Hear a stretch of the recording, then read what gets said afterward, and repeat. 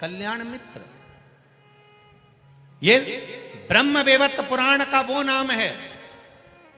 बहुत बिजलियां चमक रही हो, आसमान में कितनी भी बिजली चमक रही हो, और अगर कितनी भी बिजली चमके, कितनी भी बिजली चमके, और यदि किसी व्यक्ति पर एकदम वज्र का पात हो जाए, मान लो हार्ट अटैक आ गया, एकदम आ गया, तुम्हें लग रहा है पसीना छूट रहा है, तुम्हें लग रहा है हाथ में तकलीफ हो रही है, डॉक्टर के यहां लेकर जा रहे हो, एम्बुलेंस आ रही है, जितनी देर में एम्बुलेंस आए, जितनी देर में उसको डॉक्टर के यहां लेकर जाए, उतनी देर में सुतपा ब्राह्मण के बेटे का नाम कल्याण मित्र है। केवल 7 बार 11 बार 21 बार कल्याण मित्र और कल्याण मित्र कहकर केवल महादेव के नाम का उच्चारण कर लेने से भी वज्र का पात नहीं होता, वो व्यक्ति बच जाता है। कितनी भी बिजली चमके, कितनी भी अंबारियां चमके, कितना भी बादल फटे, कितनी भी बिजली चमके, भय लगे कहीं मेरे ऊपर ना गिर जाए, लग रहा है मेरे घर पर ना गिर जाए, कल्याण मित्र नाम 7 बार 11 बार 21 बार स्मरण कर कर महादेव का नाम का उच्चारण करना। बिजली कहीं पर भी गिरेगी पर तेरे ऊपर या तेरे घर के ऊपर नहीं गिर पाएगी। कल्याण मित्र ये पितरों की मानसिक बेटी का पुत्र है, पितरों का नाती है, और सुतपा ब्राह्मण का पुत्र है। ब्रह्म वैवर्त पुराण का अध्याय 11 ब्रह्मा खंड कह रहा है, 40 नंबर का पृष्ठ वर्णन कर रहा है कि यह बालक कोई साधारण नहीं हुआ। क्या नाम है? जम के बोलो जरा, जम के। कल्याण मित्र, ये कोई साधारण नाम नहीं। जप रहा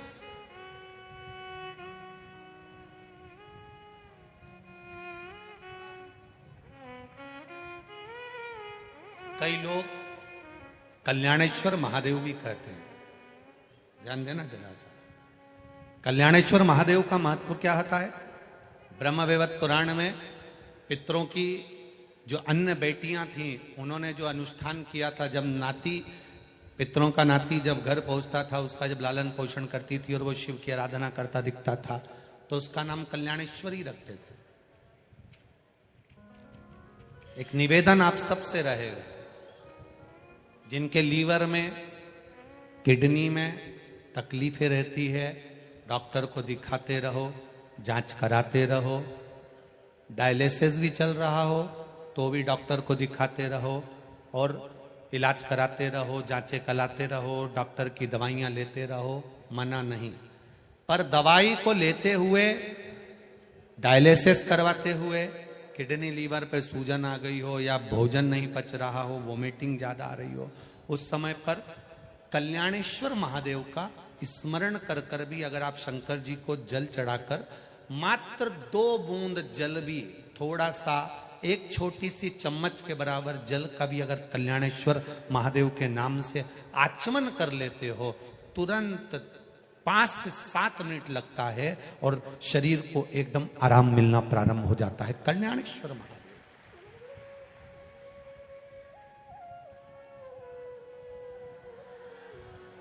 शिव शंकर की कथा, बाबा देव अधिदेव महादेव का संवाद कर रहा। और जब, ये कोई साधारण सा नाम नहीं है, दोनों नामों का स्मरण फिर से करिए। सुतपा के पुत्र का नाम क्या था? जम के बोलो जरा, कल्याण मित्र। याद हो जाना चाहिए आपको, हर कभी किसी भी जगह पर तुम्हें याद आ जाएगा। कोई संकट की घड़ी में भी पड़ा है, उस समय पर कल्याण मित्र का नाम लेकर आपने जल का आचमन भी कराया तो उसमें फल प्राप्त हुई। डॉक्टर को दिखाने जाओ, एम्बुलेंस आए, उतनी देर में कल्याण मित्र का स्मरण होना चाहिए। जब लगे भूल गए नाम, तो कल्याणेश्वर महादेव का नाम ले लो। महादेव तो महादेव है, करुणा करने वाले, उसका मात्र नाम उच्चारण ही बहुत है। अकाल मृत्यु वो मरे जो काम करे चंडाल का, और काल उसका क्या बिगाड़े जो भक्त हो महाकाल का। कल्याणेश्वर, तो 2 नामों का स्मरण रहेगा आज की कथा में। पहला, सुतपा का पुत्र कल्याण मित्र, और दूसरा है कल्याणेश्वर महादेव। कल्याणेश्वर महादेव का वर्णन एक और बड़ा भाव वर्णन किया है, उसको भी आप सुनेंगे, ध्यान।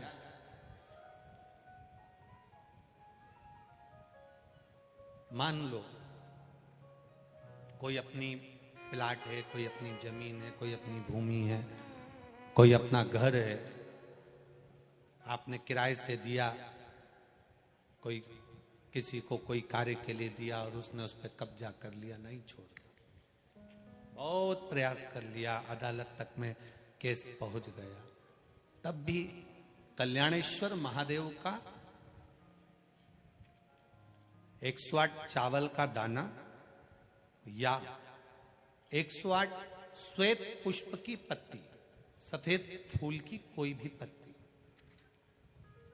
बाबा कल्याणेश्वर महादेव के नाम से किसी भी शिवालय में, किसी भी शंकर के मंदिर में, जो अपने घर के पास हो, हम ये कभी आपसे नहीं कहते कि आप बहुत दूर जाइए, आप तो आपके घर के पास में जो शिवालय, आपके घर के पास में जो शंकर का मंदिर हो, आप वहां जाओ।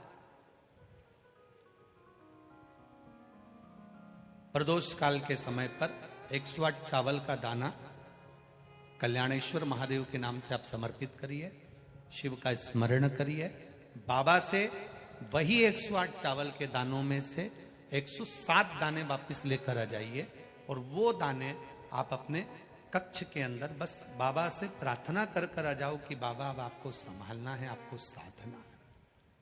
ना तो हमको मंत्र आता है, ना हमको तंत्र आता है, ना हम विद्या जानते हैं, ना हम साधना जानते हैं। शंकर का जो भक्त है, शिव का जो उपासक है, उसको कुछ आए ना आए, शंकर के भक्त को बस निर्मल मन रखना है। क्योंकि राम कथा भी कहती है निर्मल मन सो मोई पावा। आपका मन अगर पवित्र है, हृदय अगर पवित्र है तो भगवान मिल जाते हैं।